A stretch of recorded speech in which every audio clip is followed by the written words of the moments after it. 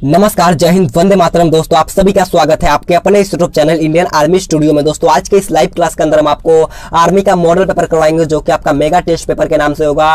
ये mega test paper का part 2 है। अगर आपने पार्ट 1 नहीं देखा है तो आप आई बटन में क्लिक करके जाकर के देख सकते हो। मेगा टेस्ट पेपर का मतलब मैं आपको बताता हूँ। सामान्य ज्ञान से आपको मिलेगा 7 क्वेश्चन, सामान्य विज्ञान से 7 क्वेश्चन है, सामान्य गणित से 7 क्वेश्चन और सामान्य रीजनिंग से 4 क्वेश्चन, यानी कि टोटल 25 प्रश्नों का हर सब्जेक्ट से मिक्स क्वेश्चन का टेस्ट होने वाला है। तो आपसे रिक्वेस्ट है वीडियो को पूरा देखना है, कम से कम आपको 22 प्लस का सही जवाब देना है। तो चलिए बिना किसी टाइम वेस्ट करते हुए बढ़ेंगे अपने फर्स्ट क्वेश्चन की ओर। तो फर्स्ट क्वेश्चन बहुत अच्छा और शानदार क्वेश्चन आपसे पूछा है। क्वेश्चन को ध्यान से पढ़ना है। क्वेश्चन आपसे पूछा है कि who is the author of गीत अमार सोनार बंगला, यानी कि गीत अमार सोनार बंगला के रचयिता कौन है, आपको बताना। इसका राइट आंसर क्या होगा? Option A Rabindranath Tagore, option B Bankim Chandra Chatterjee, option C Chittaranjan Das या ऑप्शन डी बिपिन चंद्र पाल। तो यहाँ पर आपको बताना है कि गीत अमार सोनार बंगला के रचयिता कौन है। तो देखिए इसका राइट आंसर जो होगा आपका ऑप्शन रविन्द्रनाथ टैगोर यहाँ पर आपका बिल्कुल ही राइट हो जाएगा। तो बढ़ेंगे नेक्स्ट क्वेश्चन 2 नंबर क्वेश्चन को।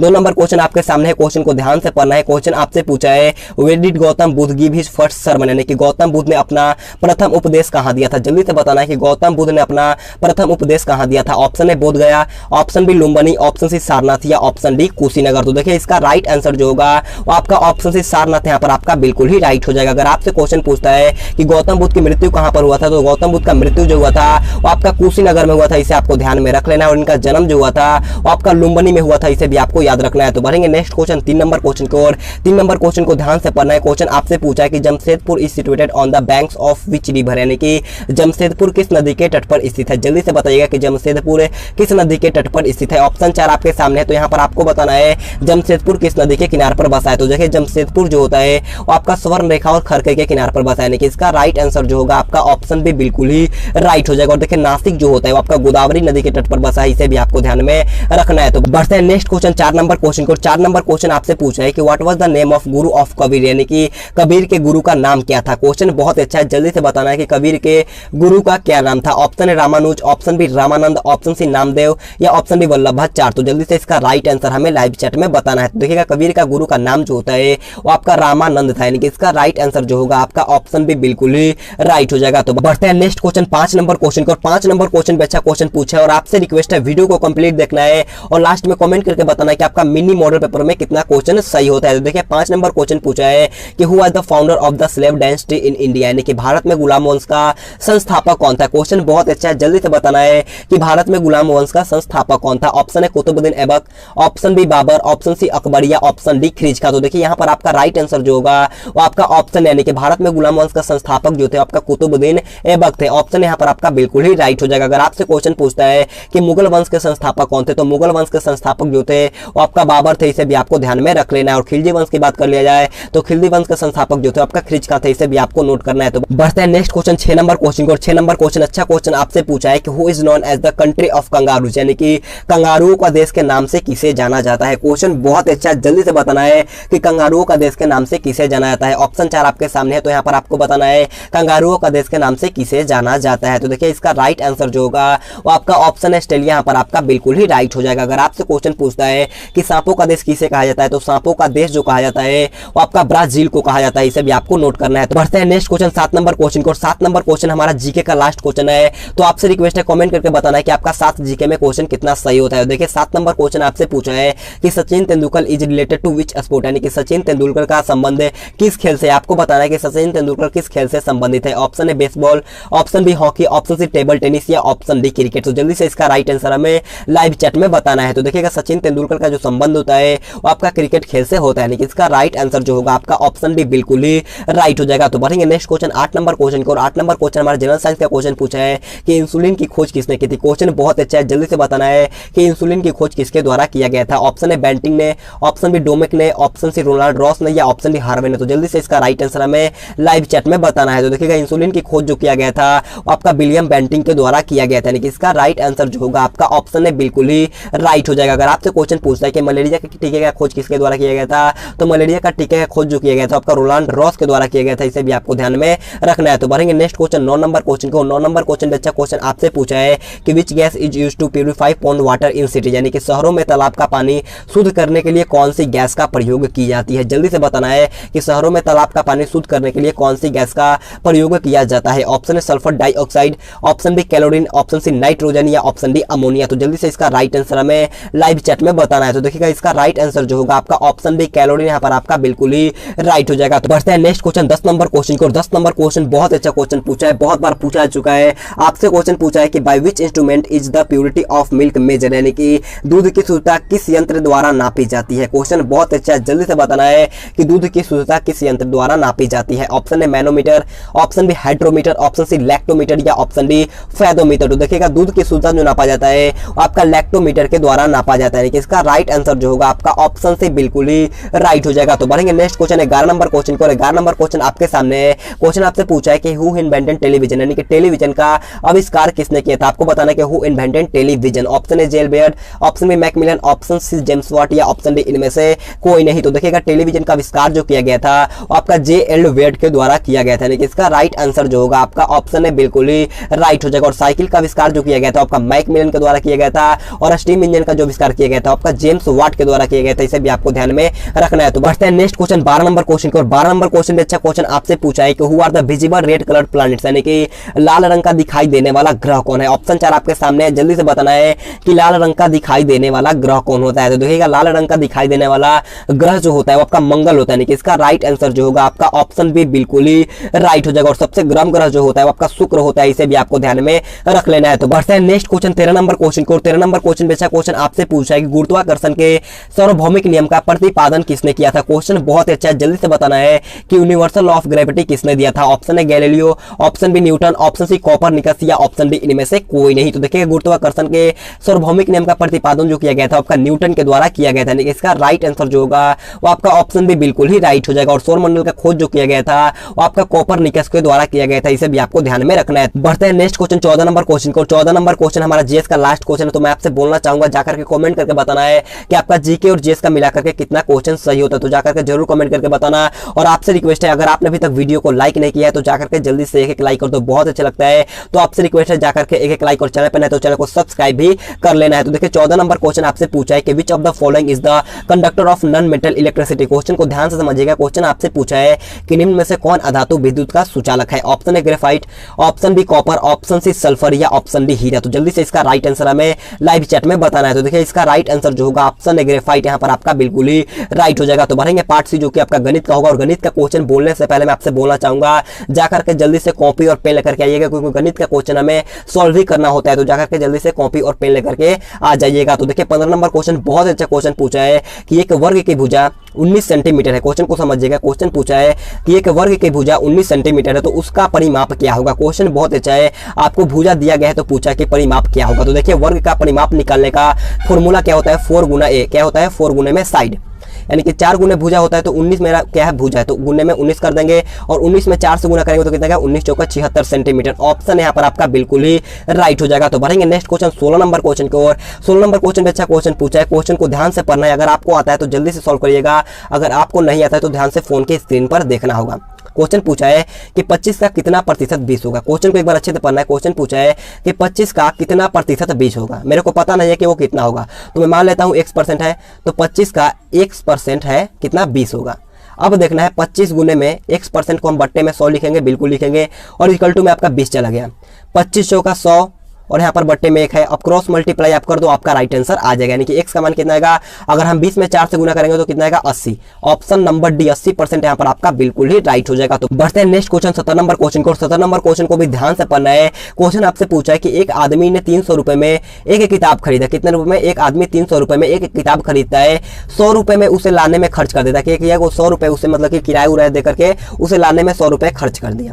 यदि उसने वह किताब 350 रुपए में बेचा तो उसे कितना प्रतिशत का हानि हुआ। क्वेश्चन बहुत अच्छा है, जल्दी से सॉल्व करिएगा, और इसका भी राइट आंसर हमें लाइव चैट में बताना है।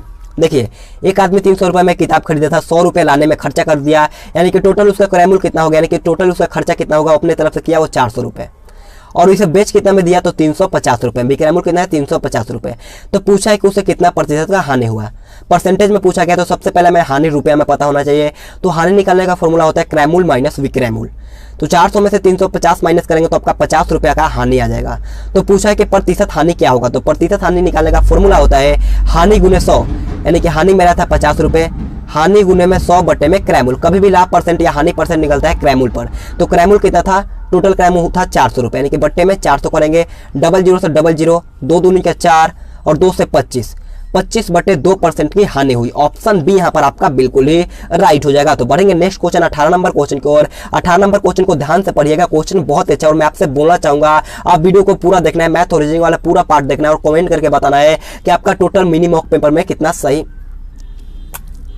बढ़ते हैं नेक्स्ट क्वेश्चन 18 नंबर क्वेश्चन को। और 18 नंबर क्वेश्चन बहुत अच्छा क्वेश्चन पूछा है, ध्यान से क्वेश्चन को पढ़िएगा और आपसे रिक्वेस्ट है वीडियो को पूरा देखना है। मिनी मॉक पेपर में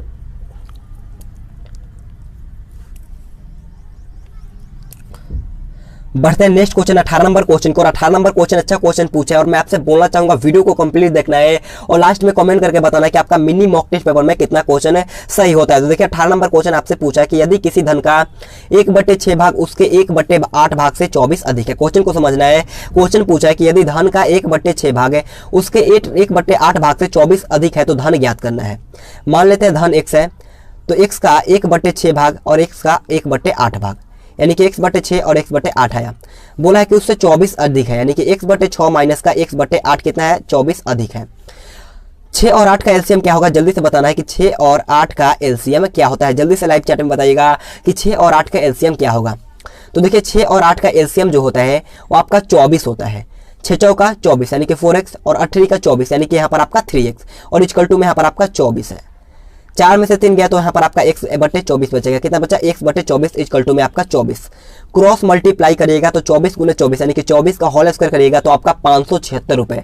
ऑप्शन यहाँ पर आपका बिल्कुल ही राइट हो जाएगा। उम्मीद करता हूँ आपको अच्छी तरीके से समझ में आया होगा। तो बढ़ते हैं नेक्स्ट क्वेश्चन 19 नंबर क्वेश्चन को। और 19 नंबर क्वेश्चन बहुत अच्छा क्वेश्चन आपसे पूछा है कि 0.725 और 0.39 का योग क्या होगा। क्वेश्चन बहुत ईजी है, तो जल्दी से इसका राइट आंसर हमें लाइव चैट में बताना है। सभी का राइट आंसर लाइव चैट में आना चाहिए। क्वेश्चन बोला है कि 0.725 प्लस में 0.39 इसको जोड़ना है। बहुत ईजी क्वेश्चन है। तो 5 से कम 5 और 9 2 11 हासिल का 1, 7 3 10 और 1 11 और यहाँ पर पॉइंट और फिर इसके बाद 1, यानी कि कौन सा ऑप्शन नंबर सी यहाँ पर आपका बिल्कुल ही राइट हो जाएगा। तो बढ़ते हैं 20 नंबर क्वेश्चन को। 20 नंबर क्वेश्चन का लेवल थोड़ा सा अच्छा है, तो जल्दी से बताइएगा इसका राइट आंसर क्या होगा। क्वेश्चन को जल्दी से पढ़ना है। क्वेश्चन पूछा है कि 300 मीटर लंबाई और 200 मीटर चौड़ाई वाले आयतकार बगीचा है। क्वेश्चन को समझिएगा, 300 मीटर लंबाई वाले और 200 मीटर चौड़ाई वाले एक आयतकार बगीचे के चारों ओर बार लगाने का खर्च 24 रुपए प्रति मीटर की दर से ज्ञात करना है। क्वेश्चन को अच्छी तरीके से समझिएगा और जल्दी से इसका भी राइट आंसर हमें लाइव चैट में बताना है। देखिए आयतकार बोला गया है तो हमने एक आयतकार ले लिया। बोला है कि 300 मीटर लंबा है और 200 मीटर चौड़ा है। इसके चारों ओर क्या करना होगा, पेरीमीटर निकालना होगा। तो पेरीमीटर का फॉर्मूला होता है 2 छोटी कोष्ठ लंबाई प्लस का चौड़ाई। क्या होता है, 2 छोटी कोष्ठ लंबाई प्लस में चौड़ाई। जल्दी से बताइएगा कि आयत का परिमाप का फॉर्मूला क्या होता है। तो देखिए आयत का परिमाप का फॉर्मूला होता है 2 छोटी कोष्ठ लंबाई प्लस में चौड़ाई, यानी कि हमने 2 लिखा और लंबाई कितना है 300 मीटर, तो हमने 300 मीटर को लिख दिया। चौड़ाई कितना है 200 मीटर, तो हमने 200 मीटर लिख दिया। अब 3 2 5 यानी कि 300 और 200 कितना होगा 500 और 500 में 2 से मल्टीप्लाई करोगे तो कितना आएगा 1000 आएगा। कितना आएगा 1000 रुपये। तो बोला है कि चारों ओर बार लगाने का खर्च 24 रुपए प्रति मीटर की दर से करना है। तो बस कुछ नहीं करना है, 1000 में 24 से गुना कर दो, यानी कि 1000 में हम लोग 24 से गुना करेंगे तो आपका राइट आंसर आएगा ऑप्शन नंबर डी। यहाँ पर आपका बिल्कुल ही राइट हो जाएगा। तो बढ़ते हैं 21 नंबर क्वेश्चन को। 21 नंबर क्वेश्चन बहुत ईजी क्वेश्चन है, सबको आना चाहिए। क्वेश्चन पूछा है कि 13 स्कूल बैगों की कीमत 1950 रुपए है, तो ऐसे 4 स्कूल बैगों की कीमत क्या होगी। देखिए 13 स्कूल बैगों की कीमत है 1950 रुपए दिया गया है, तो ऐसे 4 स्कूल बैगों की कीमत क्या होगी। तो जल्दी से सॉल्व करके इसका भी राइट आंसर हमें लाइव चैट में बताना है। और आपसे रिक्वेस्ट है, अगर आपने अभी तक वीडियो को लाइक नहीं किया है तो जाकर के जल्दी से एक लाइक कर दो, बहुत अच्छा लगता है। तो प्लीज आपसे रिक्वेस्ट है जाकर के एक लाइक कर दो। आप खुद सोच के देखो मेरे दोस्त, आपको कितना कम टाइम लेते हैं और इतना ज्यादा क्वेश्चन कराते हैं। आप खुद सोच के देखो यार, बहुत ज्यादा कम टाइम लेता हूँ यार। एक लाइक कर दो, बहुत मोटिवेशन मिलता है। तो आपसे रिक्वेस्ट है जाकर के जल्दी से एक लाइक कर दीजिएगा। तो देखिए 21 नंबर क्वेश्चन पूछा था कि 13 स्कूल बैगों की कीमत है 1950 रुपए है, तो ऐसे 4 स्कूल बैगों की कीमत क्या होगी। तो सबसे पहले हमें एक स्कूल बैग की कीमत निकालना होगा। तो देखिए 1950 बट्टे में 13 करेंगे तो आपका एक स्कूल बैगों का कीमत निकल जाएगा। तो पूछा है कि 4 स्कूल बैगों की कीमत क्या होगी, तो गुने में 4 कर दो। अब आराम से कट लगा दो, कितना हो जाएगा 13 और 13 का में 13, 13 5 65 और 1 का 1 0, यानी कि 15 में मतलब कि 150 में अगर हम लोग 4 से गुना करेंगे यानी कि 150 गुने 4 करेंगे तो 15 चौका 60 और उसके बाद 1 0 यानी कि 600 रुपए। ऑप्शन सी यहाँ पर आपका बिल्कुल ही राइट हो जाएगा, यानी कि 4 स्कूल बैगों की कीमत होगा 600 रुपए। ऑप्शन सी बिल्कुल ही राइट हो जाएगा। तो बढ़ते हैं नेक्स्ट क्वेश्चन 22 नंबर क्वेश्चन को। 22 नंबर क्वेश्चन हमारा ऐसे रीजनिंग का क्वेश्चन स्टार्ट होता है। तो आपसे रिक्वेस्ट है कमेंट करके जरूर बता देना कि जीके जीएस मैथ मिला करके आपका कितना क्वेश्चन है सही होता है। मैं आपका जरूर कमेंट पढ़ने वाला हूं, तो जाकर के जरूर कमेंट करके बताना है कि आपका जीके मैथ और मतलब कि जीके जीएस और मैथ को मिला करके कितना क्वेश्चन है सही होता है। तो देखिए 22 नंबर क्वेश्चन आपसे पूछा है, यदि चेयर को RIAHC लिखा जाता है तो टेबल को क्या लिखा जाएगा। क्वेश्चन बहुत अच्छा है, जल्दी से बताना है कि चेयर को ये लिखा जाता है तो टेबल को क्या लिखा जाता है। क्वेश्चन को लॉजिक समझिएगा। CHAIR है तो सबसे पहले क्या लिखा है R, उसके बाद क्या लिखा है I, उसके बाद A, उसके बाद H और उसके बाद C, यानी कि सिर्फ इसे उल्टा करके लिख दिया गया है। तो टेबल को क्या लिखा जाएगा, तो सबसे पहले क्या हो जाएगा E हो जाएगा, उसके बाद L, उसके बाद B, उसके बाद A, उसके बाद T, ELBAT। कौन सा ऑप्शन है, ऑप्शन सी में है। ऑप्शन सी यहाँ पर आपका बिल्कुल ही राइट हो जाएगा। तो बढ़ते हैं नेक्स्ट क्वेश्चन 23 नंबर क्वेश्चन को। 23 नंबर क्वेश्चन अच्छा क्वेश्चन आपसे पूछा है कि the relation of medicine to the patient is related to education, यानी कि औषधि का जो संबंध रोगी से है तो शिक्षा का वही संबंध किससे होगा। क्वेश्चन बहुत अच्छा है, जल्दी से सॉल्व करिएगा। रीजनिंग में बहुत ही कम टाइम लगता है, तो जल्दी से इसे सॉल्व करके राइट आंसर हमें लाइव चैट में बताना है। ऑप्शन है शिक्षक, ऑप्शन भी छात्र, ऑप्शन से ट्यूशन या ऑप्शन भी विद्यालय। तो देखिएगा औषधि का जो संबंध है रोगी से, तो शिक्षा का संबंध किससे होगा, छात्र से होगा। ऑप्शन भी बिल्कुल ही राइट हो जाएगा। कैसे होगा मैं आपको बताता हूँ। औषधि तो दिया जाता है आपका रोगी को दिया जाता है, तो शिक्षा किसे दिया जाता है, तो शिक्षा तो दिया जाता है आपका छात्र को दिया जाता है। इसे आपको नोट करना है। तो पढ़ेंगे नेक्स्ट क्वेश्चन 24 नंबर क्वेश्चन को। और 24 नंबर क्वेश्चन को ध्यान से पढ़ना है। क्वेश्चन बहुत अच्छा क्वेश्चन आपसे पूछा है कि राम कृष्ण से भारी है। राम जो है वो कृष्णा से भारी है लेकिन मोहन से हल्का है। अशोक भारी है मोहन से, तो सबसे भारी कौन है। देखिए इसमें लड़का कितना है, तो देखिए एक राम हो गया, एक कृष्णा 2 हो गया, यहाँ पर एक 3 हो गया और एक क्या, यानी कि टोटल 4 लड़का है। तो मान लेते हैं 1 2 3 और 4 राम कृष्णा, मैं मान लेता हूँ राम कृष्णा, उसके बाद मोहन है, फिर उसके बाद अशोक है। अब क्वेश्चन जैसे बोलेगा हमें वैसे करना होगा। देखिए बोला है कि राम कृष्णा से भारी है, यानी कि राम ऊपर चला जाएगा, राम कृष्णा से भारी है, तो कृष्णा क्या होगा, इससे छोटा रहेगा, यानी कि इससे कम भारी है। अब बोला है कि लेकिन मोहन से हल्का है, यानी कि राम जो है वो मोहन से भी हल्का है, यानी कि सबसे बड़ा कौन हो गया अभी तक, मोहन चल रहा है, यानी कि सबसे भारी मोहन चल रहा है। फिर बोला है कि अशोक भारी है मोहन से, मोहन से भी भारी कौन है, अशोक आ गया, तो सबसे ऊपर कौन चला गया, अशोक चला गया। तो पूछा है कि सबसे भारी कौन है, सबसे भारी कौन है, अशोक है, यानी कि ऑप्शन नंबर डी अशोक यहाँ पर आपका बिल्कुल ही राइट हो जाएगा। उम्मीद करता हूँ आपको अच्छी तरीके से समझ में आया होगा। तो बढ़ते हैं नेक्स्ट क्वेश्चन 25 नंबर क्वेश्चन को। 25 नंबर क्वेश्चन आपके होमवर्क के लिए रहेगा। क्वेश्चन आप सभी से पूछा है कि टीना पूरब की ओर गाड़ी चलाती है, फिर दाएं मुड़कर 65 किलोमीटर चलाती है, फिर बाएं मुड़कर 33 किलोमीटर जाती है, तो उसका मुंह किस दिशा की ओर है। इसका राइट आंसर आप कमेंट करके बताना। मैं आपको डायरेक्शन पा देता हूँ। यहाँ पर आपका होता है नॉर्थ, यहाँ पर आपका होता है साउथ, यहाँ पर आपका होता है ईस्ट और यहाँ पर आपका होता है वेस्ट।